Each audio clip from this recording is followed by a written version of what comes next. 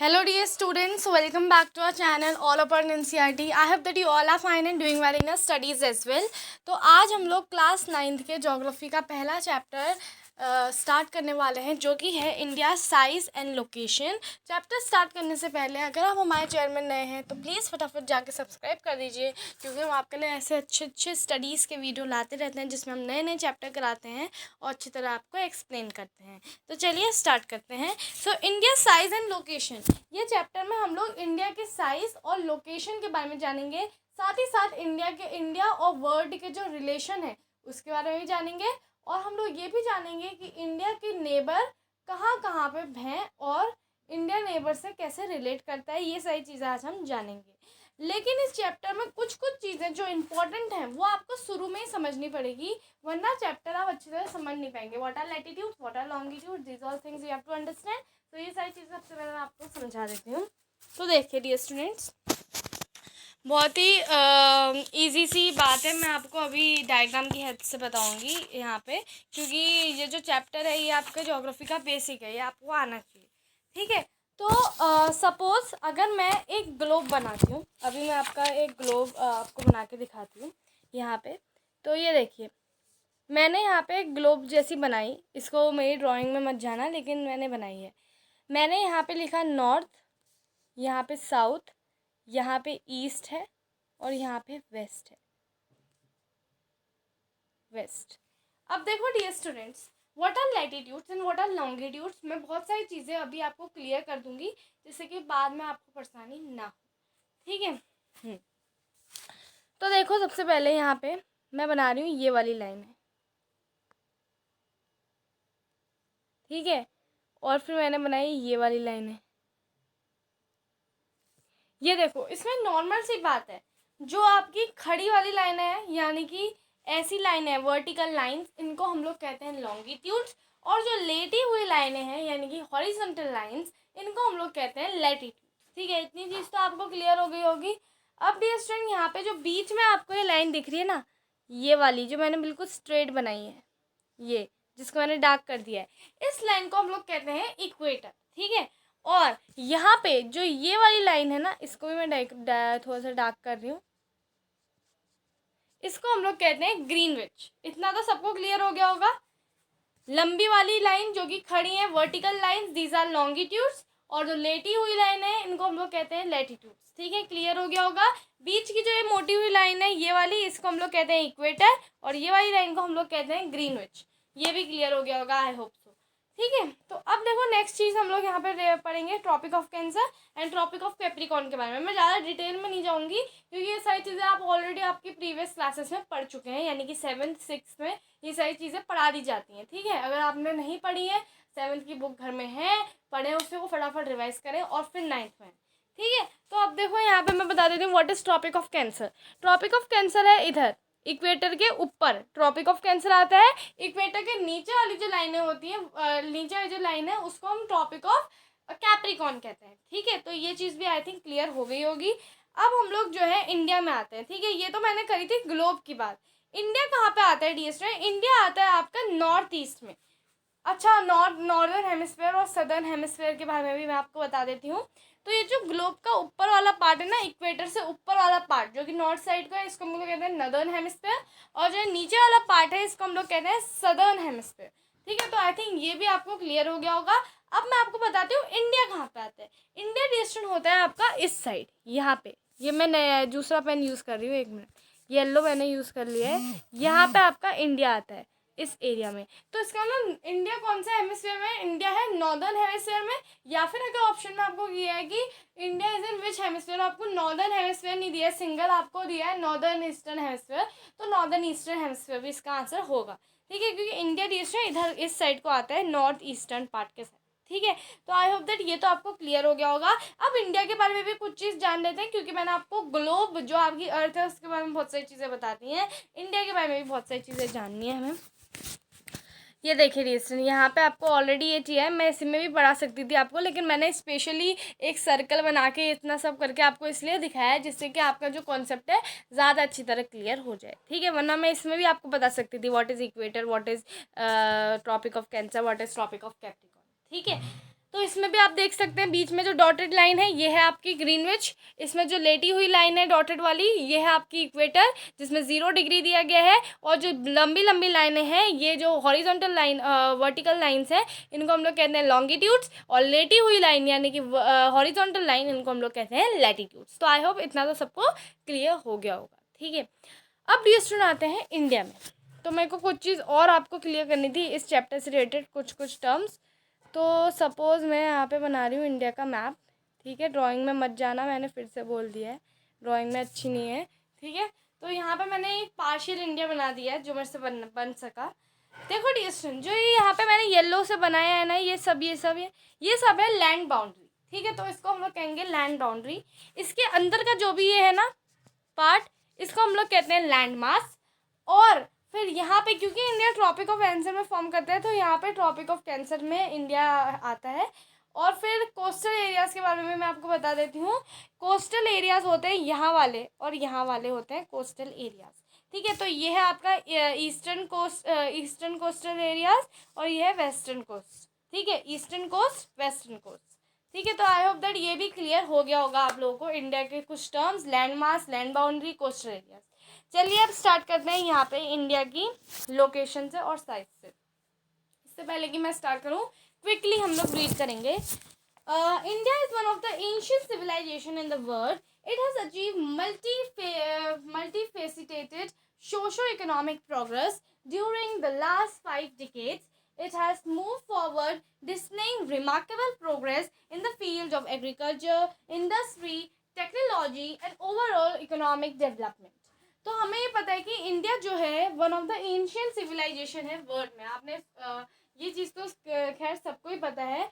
बहुत सारे ईयर्स हम देखा होगा इंडिया ने जो है हर एक चीज़ में प्रोग्रेस की है इकोनॉमिकली, जैसे एग्रीकल्चर का क्षेत्र हो या फिर वो जो है आपका एजुकेशन का क्षेत्र हो या फिर वो जो है आपका टेक्नोलॉजी का हो, इंडस्ट्री का हो, हर एक चीज़ में जो है इंडिया ने डेवलपमेंट किया है। जैसे अगर मैं एग्रीकल्चर की बात करूँ, पहले के ज़माने में क्या होता था कि लोग वो यूज़ करते थे जो कि आपका प्लाव होता है और हो होता है, ये सारी चीज़ें यूज़ की जाती थी। पर अब नई टेक्नोलॉजी में हम लोग क्या यूज़ कर रहे हैं, हम लोग कल्टीवेटर्स यूज़ कर रहे हैं, हम लोग नई नई मशीनें यूज़ कर रहे हैं ये सारी खेती बाड़ी के काम करने के लिए, है ना।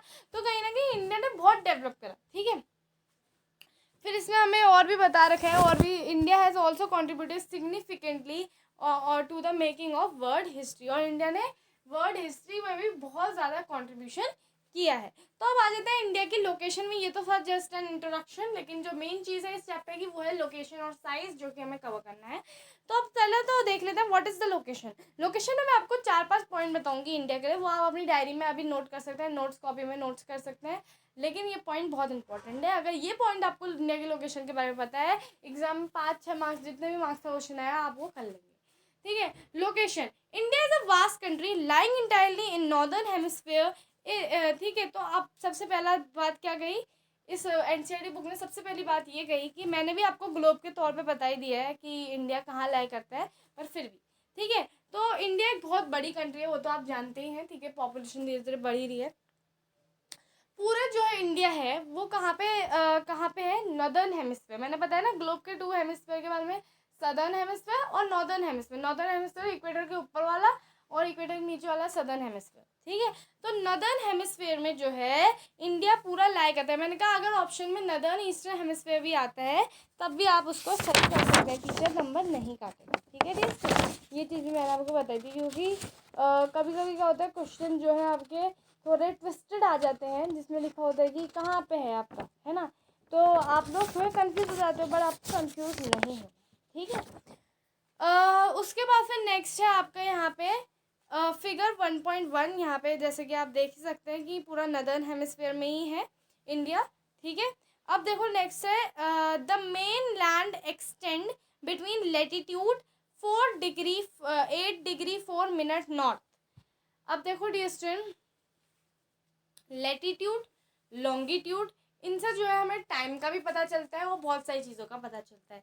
यहाँ पे दे रखा है 8 डिग्री 4 मिनट नॉर्थ, ठीक है। यहाँ पे देखो 8 के बाद डिग्री का साइन है, उसके बाद 4 के बाद जो छोटा सा बिंदु टाइप का उसका मतलब है मिनट, नॉर्थ। इतना मिनट तो नॉर्थ में है, ठीक है। और 37 लेटीट्यूड के बारे में बात कर रही हूँ मैं। लेटीट्यूड यानी कि हॉरिजॉन्टल लाइन जो कि लेटी हुई लाइनें हैं उनके बारे में बात कर रही हूँ। उसमें हमें बता रखा है कि 8 degree 4 minute north and 37 degree 6 minute north. ठीक है, ये तो बता रखा है लेटीट्यूड एक्सटेंड। ठीक है, land extend between latitude 8 degree 4 minute north and 37 degree 6 minute north. अब देखो लॉन्गिट्यूड एक्सटेंड के बारे में बता देती हूँ। 68 डिग्री 7 मिनट ईस्ट और 87 डिग्री 25 मिनट ईस्ट। ईस्ट और नॉर्थ के बारे में ही बात की जाएगी, क्यों जैसे कि मैं पहले बता चुकी हूँ नॉर्थ ईस्टर्न हेमिस्फीयर में आपका इंडिया लाई करता है, तो यहाँ पे ईस्ट और नॉर्थ के बारे में जो है आपकी बात की गई है। ठीक है, अब देखो डियर नेक्स्ट में बता रखा है, अभी ये सारी चीज़ें आपको और भी ज़्यादा क्लियर हो जाएगी जब आप ये वाला मैप देखोगे। ठीक है डियर, ये वाले मैप से आपको अभी मैं अच्छी तरह क्लियर करवा दूंगी, इतना तो कोई टेंशन लेने की ज़रूरत नहीं है। ठीक है, तो आप लोग पहला पॉइंट लिखोगे that India is on northern hemisphere. ठीक है, entirely lies on northern hemisphere. दूसरा पॉइंट आप ये लिखोगे India's latitudinal and longitudinal extends are. पहले लैटिट्यूडनल एक्सटेंड लिखोगे, लैंड बिटवीन लैंड की जो लैंड एक्सटेंड बिटवीन लैटिट्यूड्स, तो वो आप लिखोगे 8 डिग्री 4 मिनट नॉर्थ और 37 डिग्री 6 मिनट नॉर्थ। उसका फिर लिखोगे लॉन्गिट्यूडनल एक्सटेंड जो कि आप लिखोगे 68 डिग्री 7 मिनट ईस्ट और 97 डिग्री 25 मिनट ईस्ट। ठीक है, अब देखो नेक्स्ट है यहाँ पे Tropic of Cancer. Tropic of Cancer जो कि है 23 degree 30 minute north divides the country in almost 2 part. Tropic of Cancer के बारे में बताया था। What is Tropic of Cancer? Equator की जो ऊपर वाली है। ठीक है, ऊपर वाली जो लाइन है उसको हम ट्रॉपिक ऑफ कैंसर कहते हैं। ट्रॉपिक ऑफ कैंसर जो है इंडिया को डिवाइड करती है टोटली एक हाफ में। ठीक है, अभी यहाँ पे ट्रॉपिक ऑफ कैंसर आपको दिखाई भी है शायद इस मैप में। यस, इस मैप में आपको ट्रॉपिक ऑफ कैंसर के बारे में दिखाया गया है। वो इंडिया को आपको डिवाइड करती है, इंडिया को पूरे 2 पार्ट में डिवाइड करती है, पूरी इक्वल 2 पार्ट में, to the south east and to the south west. ठीक है, साउथ ईस्ट और साउथ वेस्ट में ऑफ द मेन है। अब देखो डिस्टेंस 2 आपके आइलैंड हैं जो कि लाई करते हैं। अंडमान और निकोबार वाला जो आइलैंड है ये है आपका कहाँ पे? ये है बे ऑफ बंगाल की साइड। ठीक है, और लक्षद्वीप आइलैंड कहाँ पे है? अरेबियन सी की साइड। ठीक है, तो यहाँ पे ये चीज़ आपको लिखनी है। लोकेशन के बारे में बता रही हूँ, लोकेशन के बारे में 4 पॉइंट लिखोगे आप लोग। What are these 4 point? ये 4 पॉइंट है आपके इस तरह। ठीक है, सबसे पहले आप लोग लिखोगे India is on northern hemisphere, जिससे लिखोगे लैटिट्यूडनल एक्सटेंड और longitudinal extend. Latitudinal extend and eastern आपके 8 डिग्री 4 मिनट नॉर्थ और 37 degree 6 minute north. Longitudinal extend लिखोगे 68 डिग्री 68 डिग्री 7 मिनट ईस्ट और 97 डिग्री 25 मिनट्स ईस्ट। उसके बाद फिर ईस्ट आप लिखोगे ट्रॉपिक ऑफ कैंसर जो कि 23 degree 30 minute north divides India into 2 equal parts. ठीक है, उसके बाद फिर नेक्स्ट पॉइंट आप लिखोगे साउथ ईस्ट और साउथ वेस्ट में 2 चीज़ें, यानी कि आपके 2 आइलैंड जो कि अंडमान और निकोबार आइलैंड और लक्षद्वीप आइलैंड, ये दोनों लाई करते हैं। लक्षद्वीप लाई करता है आपका अरेबियन सी में और अंडमान और Nicobar island is on Bay of Bengal. तो ये तो मैंने इंडिया के लोकेशन के बारे में आपको जानकारी दे दी, क्योंकि डिस्ट्रिक्ट अब जो आपके पेपर्स आते हैं 9th में ज़्यादातर बाहर से आते हैं, तो मैं कुछ जनरल चीज़ें भी आपको इंडिया के बारे में बता रही हूँ, वर्ल्ड के बारे में बता रही हूँ। तो वर्ल्ड में सबसे छोटा कॉन्टिनेंट कौन सा है? सबसे छोटा कॉन्टिनेंट है ऑस्ट्रेलिया। सबसे बड़ा कॉन्टिनेंट कौन सा है? सबसे बड़ा कॉन्टिनेंट है आपका एशिया। ठीक है, और डिस्ट्रिक्ट एक चीज़ और बताई थी कि अफ्रीका एक ऐसा कॉन्टिनेंट है जिसमें आपकी तीनों लाइंस जो कि हैं Tropic of Cancer, Tropic of Capricorn और इक्वेटर लाई करती हैं। ठीक है, तो आई थिंक ये भी आपको क्लियर हो गया होगा। ये तो जर्नल इन्फॉर्मेशन मेरे को आपको देनी थी। ठीक है, कभी भी एग्जाम में आ जाती हैं, क्योंकि आपको इसमें पूरा मैप वैप अच्छी तरह से देखना होता है ना डिस्टेंस। ठीक है, तो इसलिए मैंने ये चीज़ भी आपको बता दी। अब हम आ जाते हैं इंडिया के साइज़ के बारे में, लेकिन इंडिया के साइज़ के पास आने से पहले मैं एक डू यू नो का फैक्ट लेना चाहूँगी, जो कि आपके यहाँ पे दिए कि southern most point of Indian union जो कि है इंदिरा पॉइंट, जिसके बारे में आपने पढ़ा भी होगा, ये सबमर्ज हो गया था सी वाटर में 2004 में जब सुनामी आई थी। ठीक है, तो ये चीज़ भी क्लियर हो गई। अब आ जाते हैं इंडिया के साइज़ के बारे में। अब देखो इंडिया का लैंड मास जो है, मैंने क्या बताया था लैंड मास क्या है? अंदर का हिस्सा, वो मैंने आपको लैंड मास ऑलरेडी बता चुकी। मैंने कहा था कोई टर्म क्लियर होनी चाहिए। तो land mass of India has an area of 3.28 million square kilometre. India total area accounts for about 2.4% of the total geographical area of the world. ठीक है, area of the world. From figure 1.2 it is clear that India is the 7th largest country of the world. India has a land boundary of about 15,200 kilometer and the total length of coastline of the mainland including Andaman and Nicobar and Lakshadweep is 7,516.6 kilometre. अब मैं आपको बताती हूँ क्या कैसे point अभी आपको लिखते जाना है. पहला पॉइंट आप लिखिए साइज़ में, इंडिया का साइज़ में अगर आप नोट्स बनाते जा रहे हैं, क्योंकि मैं साथ ही साथ आपको बता भी रही हूँ क्या क्या चीज़ आपको इंपॉर्टेंट लिखनी है. साइज़ में सबसे पहली चीज़ जो आप लोग इंपॉर्टेंट लिखोगे वो ये है कि the land mass of area, land mass of India जो है वो कितना है. Land mass of India is 3.28 million square kilometre. उसके बाद फिर लिखोगे इंडिया की फिर आप लिखोगे इंडिया की जो टोटल एरिया है, अगर पूरे वर्ल्ड की ज्योग्राफिकल एरिया को मिलाएं तो कितनी परसेंट होगी पूरी वर्ल्ड की एरिया से, वो होगी 2.4%. जैसे कि स्टूडेंट आप लोग सब क्लास में हो, सपोज मान लो कि आप सब एक क्लास में हो, सब बच्चे क्लास में हो. अब सपोज मान लो आपके क्लास में किसी एक बच्चे का वेट कितना है, ठीक है. अगर मैं टोटल सारे बच्चों का वेट मिलाऊं तो आपका वेट जो है कम ही आएगा, है ना. सब बच्चों का परसेंटेज, आपका वेट उन सब बच्चों का वेट मिला के उसकी कितनी परसेंट है. तो वही चीज़ मैं बताना चाह रही हूँ पूरी वर्ल्ड का, ठीक है. India total area account for about 2.4% जब हम टोटल ज्योग्राफिकल एरिया मिलाएं वर्ल्ड का, ठीक है. ये चीज़ आप लोग लिख लो अपनी कॉपी में, ये वाला पॉइंट. उसका फिर अपना तीसरा पॉइंट लिखो that India is the 7th largest country. ये आपको लिखना है. कभी कभी क्या हो जाता है डियर स्टूडेंट, आपके अलग अलग कंट्रीज़ के लैंड एरिया भी आ जाते हैं पूछते हुए, तो आपको ये भी याद कर लेना है. जो भी यहाँ पे 7 लार्जेस्ट कंट्रीज ही हैं इन सब का आपको अपना एरिया, इन सब का एरिया आपको याद कर लेना है, ठीक है. उसके बाद फिर देखो डियर स्टूडेंट, इंडिया के पास जो लैंड बाउंड्री है, लैंड बाउंड्री मैंने बताया था. What is land boundary? Land boundary में मैंने आपको ये बताया था, फिर से बता देती हूँ क्योंकि बच्चे भूल गए होंगे जिन्होंने स्किप कर दिया होगा वीडियो. ये लैंड बाउंड्री मतलब ये जो मैंने अभी बताया ना, ये सारी चीज़ें, ये है आपकी लैंड बाउंड्री. लैंड बाउंड्री है कितनी? 15,200 किलोमीटर, ठीक है. और फिर total length of coastline, यानी कि जो नीचे की कोस्ट लाइन मैंने बताई थी, 2 कोस्ट बनाए थे, वेस्टर्न कोस्ट और ईस्टर्न कोस्ट, ये 2 कोस्ट बनाए थे. इनकी जो कोस्टल लाइन है इंक्लूडिंग द आइलैंड जो कि है आपकी लक्षद्वीप और अंडमान एंड निकोबार आइलैंड, इनको मिला के हमारी होती है 7,516.6 किलोमीटर, ठीक है. तो आई होप ये भी क्लियर हो गया होगा. अब नेक्स्ट दे रखा है India is bounded by young fold mountains in the north west, north and north east. Mountainous वाले जो एरियाज होते हैं उनके बारे में बात की गई है. South is about 22 degree north latitude, ठीक है. 22 डिग्री नॉर्थ लेटीट्यूड में जो है आपका क्या है, साउथ है, साउथ इज अबाउट, ठीक है. और इट बिगिंस टू टेपर, यानी कि ऊपर ऊपर आने लग जाता है, जिसकी वजह से हमने नीचे देखा होगा जिसमें पतला पतला होते जा रहा है, ठीक है. एज अ ट्राइंगल आपका फॉर्म हो रहा है नीचे को, ठीक है. And extend towards Indian Ocean dividing it into 2 seas. कौन कौन सी सीज में डिवाइड हो जाते हैं? एक तो है आपकी Arabian Sea in on the west और the Bay of Bengal in the east. तो ये चीज़ भी आपको क्लियर हो गई होगी. Look at the figure 1.3 and note that latitudinal and longitudinal extend of the mainland is about 30 degree. 30 degree कैसे निकला? आओ यहाँ पे मैप में आओ, मैप में मैं आपको समझाती हूँ हर एक चीज़ अभी. तो ये है आपका इंडिया का मैप, बड़ा ही खूबसूरत बना के इन्होंने दिया है. अब आप लोगों को मैंने क्या बताया था? मैंने बताया थी 2 लॉन्गिट्यूड और लैटिट्यूड के बारे में.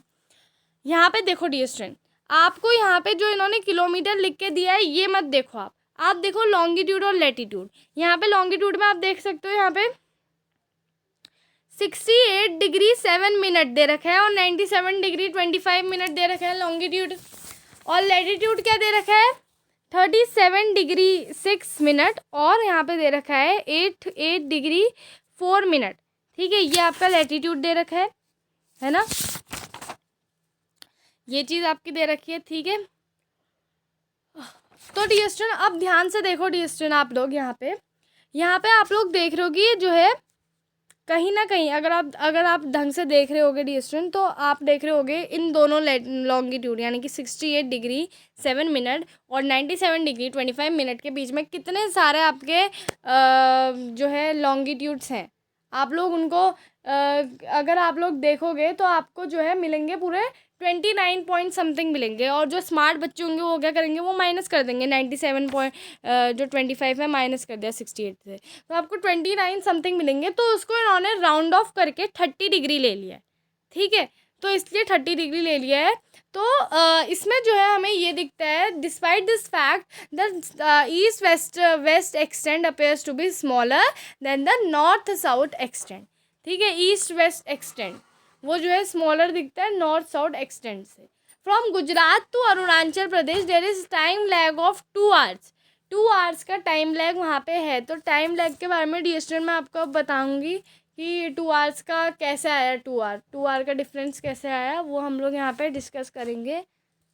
यस डियर स्टूडेंट, तो आप देखो यहाँ पे, hence time along the standard meridian of India which is 82 degree 30 minute east passing through Mirzapur in Uttar Pradesh is taken as standard time for whole country.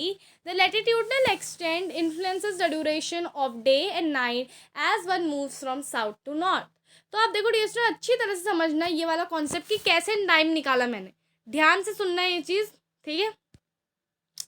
आपकी book में दी नहीं NCERT की, मैं आपको एडिशनल इन्फॉर्मेशन दे रही हूँ about this. तो देखो dear student, difference between two longitudinal lines, difference between two longitudinal lines क्या होती है, 4 मिनट, 4 मिनट का डिफरेंस होता है दो लॉन्गिट्यूडनल लाइन्स के बीच में। तो कैसे निकालोगे टाइम, 4 इंटू 30 डिग्री करोगे कितना मिलेगा 120। अब देखो 1 आवर इक्वल्स टू कितना होता है 60 मिनट, तो 2 आवर्स इक्वल्स टू कितना होगा 60 इंटू 2 120। तो इसका मतलब 120 यानी कि हमने 30 डिग्री जब लिया, क्योंकि हमारे कितने लाइंस निकले थे बीच में 29 समथिंग निकले थे, लेकिन राउंड ऑफ करके हमने 30 निकाले। तो डी स्टूडेंट तो जब हमने मल्टीप्लाई किया तो हमें 120 मिला, इसीलिए जो डिफरेंस है वो 2 आवर्स का है। वैसे 1 आवर समथिंग हो जाएगा, लेकिन 2 आवर्स का डिफरेंस इसीलिए माना जाता है आपका, ठीक है। तो ये चीज़ आपने सीख ली, टाइम निकालने को आता है एग्जाम में, तो ये चीज़ आप ध्यान रखना कि कोई भी आपको चीज़ दे रखी हो 4 से आपको मल्टीप्लाई करना है, क्योंकि मैंने बताया difference between two longitudinal lines is 4 minute. ये आपको मैंने एडिशनल इन्फॉर्मेशन दिया, आपकी बुक ने आपको नहीं दी, ठीक है।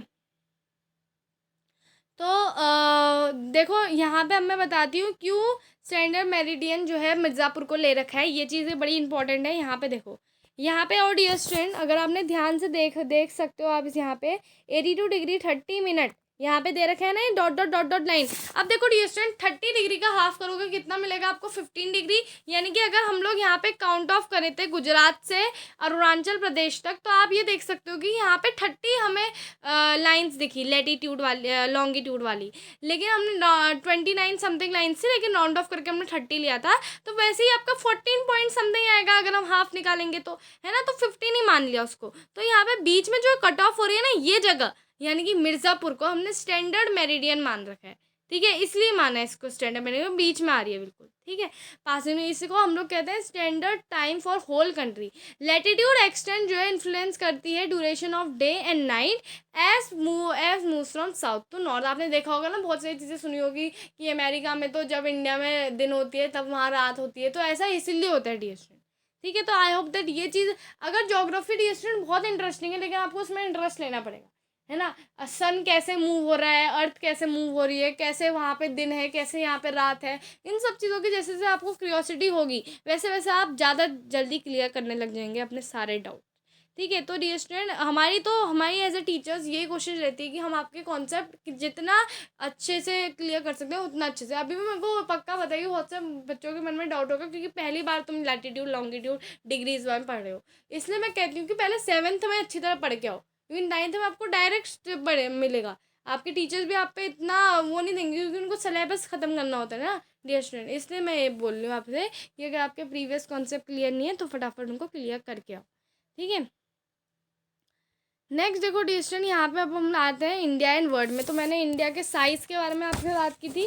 अब इंडिया वर्ल्ड के बारे में कुछ जानकारी ले लेते हैं। India landmass has a central location between east and west Asia. तो इंडिया का जो लैंड मास है उसका एक सेंट्रल लोकेशन है बिटवीन ईस्ट और वेस्ट एशिया में। आप देखते हो, आपने देखा भी होगा ये कि जो एशिया है पूरा, उसमें as a central location India का लैंड मास है। लैंड मास क्या हो गया, इंडिया के अंदर की जो भी चीज़ें हैं, ठीक है। India is southward extension of the Asian continent, ठीक है।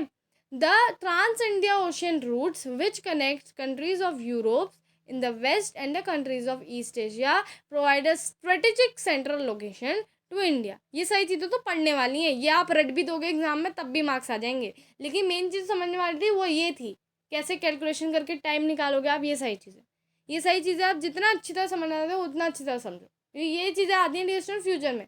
ये तो सीधे आप पढ़ के भी मार्क्स ले आओगे। ये जो चीज़ें आपको दे रखी है, the trans Indian Ocean routes connect करता है countries of Europe in west, ये सारी, ठीक है, ये सारी चीज़ें। Note that the Deccan peninsula, peninsula क्या होगा, नीचे का, नीचे ट्राइंगल जैसा बनता है ना हमारे कोस्टल एरियाज में, वो पेनिसुला कहलाता है। क्योंकि वहाँ पे डिस्टेंट आप देखोगे तीन चीज़ें हैं, Arabian Sea, Bay of Bengal, Indian Ocean नीचे, है ना। तो तीन तीन हैं चीज़ें, तो इसलिए जो है डिस्टेंट उसको हम लोग कहते हैं पेनिसुला, ठीक है। नेक्स्ट है आपका यहाँ पे India to establish close contact with west Asia, Africa and Europe from western coast and southern east Asia from the eastern coast. No other country has a long coastal line on the Indian ocean as India has and इंडी। तो यहाँ से question बन रहा है which has long coastal line, तो ये सारी चीज़ें आप लिख दोगे। उसके बाद it is India's eminent position in the Indian ocean which justify the naming of N ocean after it. जैसे आपने देखा होगा ना कि चाइना से पहले से वहाँ से सिल्क आता था, तो हम लोग कहते थे ये तो सिल्क रूट है, तो उसी के बाद नाम पड़ जाता था। वैसे ही इंडिया से जो ये रूट है इसको हम लोग कहते हैं जैसे इंडिया का जो ओशन है इसको हमने कहा है इंडियन ओशन, है ना। तो अगर क्वेश्चन आता है नेम अ कंट्री, जहाँ पे जो ओशन का नाम है कंट्री के बाद ही, कंट्री के नाम के बाद रखा गया है, तो यहाँ पे आप लोग क्या लिखोगे, द इंडियन ओशन, ठीक है। और फिर यहाँ पे क्योंकि जो आपका स्विस कैनाल था 1869 में उसको बनाया गया था, उसको ओपन कर दिया गया था, जो इंडिया की डिस्टेंस थी यूरोप से वो बहुत रिड्यूस हो गई थी 7000 किलोमीटर से। तो यहाँ पे ये चीज़ भी बड़ी अच्छी है, क्योंकि डिस्टेंस 7000 किलोमीटर कोई छोटी मोटी बात नहीं है। अगर उतना रिड्यूस हो गया उस चीज़ से, तो वो तो बहुत ही अच्छी चीज़ है, ठीक है डिस्टेंस। अब हम लोग आ जाते हैं यहाँ पे आगे और पढ़ेंगे हम इनके बारे में, ठीक है। India contacts with world have continued through ages, but their relationship through land routes are much older than maritime contacts, ठीक है। तो जो लैंड रूट्स हैं ज़्यादा उनके जो है ओल्ड हैं, और रिलेशनशिप जो है लैंड रूट से वो ज़्यादा पुरानी है, ठीक है। तो मतलब कहीं ना कहीं वर्ड से जो कांटेक्ट रहा है शुरू से ही, पहले की एजेस से भी, वो ज़्यादातर लैंड रूट से ही रहा है, ठीक है। तो various passes across through mountain in north have provided passages to the ancient traveler, while the ocean restrict such interaction for a long time. These routes have contributed in the exchange of ideas and commodities since ancient time. The ideas of Upanishads and the Ramayanas, the stories of Panchatantra. क्योंकि देश आप देखो India as a country आपको दिखेगा कि कितने सारे variety of cultures. आप लोग जम्मू से नीचे कन्याकुमारी तक जाओगे, आपको हर जगह डिफरेंट कल्चर्स ही मिलेंगे। इस सब देखते हो कि कितने सारे आइडियाज़ है लोगों के मन में। उपनिषद बने, रामायण बनी, स्टोरीज ऑफ पंचतंत्र जो आपको एज अ मोरल प्रोवाइड करती हैं, ठीक है। The Indian numerals and the decimal numbers does could reach many parts of world। कैसे पहुँचे डिफरेंट पार्ट्स ऑफ वर्ल्ड में, क्योंकि हमने ट्रेवल किया, हम लोग धीरे गए, है ना। The spices, muslin and other merchandise were taken from India to other country. On the other hand, influence of Greek sculptures and artisanal styles of dome and minarets from West Asia can be seen in various parts of our country. तो यहाँ पे हमने तो पढ़ लिया Indian word के बारे में। अब हम लोग पढ़ेंगे इंडियाज़ के नेबर्स के बारे में। इंडिया के कौन कौन से नेबर, क्योंकि हम लोग कहते हैं ना कभी कभी जब हम बीमार होते हैं तो हमारे हर रिश्तेदार तो हमारे साथ रहते नहीं है, लेकिन हमारे पड़ोसी ज़रूर रहते हैं, तो पड़ोसी हमें हेल्प भी बहुत करते हैं, तो इससे पड़ोसी के बारे में हमें जानना तो चाहिए। ठीक है, तो अब हम आ जाते हैं इंडियाज़ के नेबर्स के बारे में। इंडिया जो है एक एक्यूपाई करता है an important strategic position in south Asia, तो ये भी आपको पता ही होगा। तो इंडिया के पास कितने स्टेट्स हैं? 28 स्टेट्स हैं और 8 यूनियन टेरिटरीज हैं, जैसे कि आपकी बुक में लिखा है। India share its land boundaries with Pakistan और अफगानिस्तान के साथ शेयर करता है नॉर्थ वेस्ट में, चाइना, तिब्बत, नेपाल और भूटान के साथ नॉर्थ में, म्यांमार बांग्लादेश के साथ ईस्ट में, और सदर्न नेबर जो है हमारे across the sea consist of 2 islands countries, namely what, Sri Lanka and Maldives. ये जो 2 आइलैंड कंट्रीज़ हैं, इनके साथ हमारे साउथ के जो नेबर्स हैं ये लोग हैं। ठीक है, तो Sri Lanka is separated from India by narrow channel of sea form by Palk strait और gulf of Mannar, while Maldives island are situated on the south of Lakshadweep island. ठीक है, तो ये सारी चीज़ें तो हमारे पड़ोसी के बारे में जानकारी थी। India has had strong geographical and historical links with their neighbor. Look at the physical map of Asia in your atlas and note how India stands apart from West Asia. ठीक है, तो ये देखो बहुत ही इंटरेस्टिंग चैप्टर रहा है, मेरे को तो बहुत मज़ा आता था इस चैप्टर में, क्योंकि स्टूडेंट ये चैप्टर आपको बहुत इंपॉर्टेंट है। अगर आपको ये चैप्टर आता है ना, तो आपको इंडिया के बारे में बहुत जानकारी मिलती है, और इंडिया के बारे में जानकारी ले लो, ज्योग्राफी में आपको एनसीईआरटी ये सारी चीज़ें दे रहा है, तो इट्स वेरी गुड। ठीक है, तो यहाँ पे डू यू नो फैक्ट पढ़ लेते हैं। तो बिफोर 1947 इंडिया में जो है 2 टाइप के स्टेट्स हुआ करते थे। कौन कौन से? द प्रोविंसेस और द प्रिंसली स्टेट। प्रोविंसेस जो था ज़्यादातर रूल करते थे ब्रिटिश ऑफिशियल, जो कि डायरेक्टली अपॉइंटेड बाय वाइसरॉय, जिनको अपॉइंट करते थे वाइसरॉय। लेकिन प्रिंसली स्टेट वो स्टेट्स है जो कि लोकल हेरिडेटरी रूलर्स जो थे वही रूल करते थे, वो acknowledge sovereignty for return of local autonomy. अब हम आ जाते हैं यहाँ पे डू यू नो का वन मोर फैक्ट, जिसमें आपको सिर्फ इतना याद रखना है कि स्कूल भुवन जो है is a portal providing map based learning, provide करता है बच्चों को। ठीक है, प्रोवाइड करवाता है मैप बेस्ड लर्निंग, ताकि स्टूडेंट अवेयर रहें अपनी कंट्री के बारे में, नेचुरल रिसोर्स, इन्वायरमेंट और सस्टेनेबल डेवलपमेंट के बारे में। It is an initiative of Bhuvan NRSC ISRO based on ISRO, जिसको हम इसरो भी कहते हैं, जो कि है इंडियन स्पेस रिसर्च ऑर्गेनाइजेशन, और बेस्ड ऑन एनसीईआरटी सिलेबस। आप लोग इसको एक्सप्लोर कर सकते हो, इनकी वेबसाइट है शायद। ठीक है, तो यहाँ पे आप इनको एक्सप्लोर कर सकते हो। ठीक है, एक्सरसाइजेस हम लोग अपने नेक्स्ट पार्ट में करेंगे। तो डियर स्टूडेंट, आज के लिए बस इतना ही। नेक्स्ट पार्ट में मैं एक्सरसाइज लेके आने वाली हूँ, और मेरे को टेस्ट भी करना है कि आखिर आपको कितना समझ में है। तो thank you so much dear students for watching this video.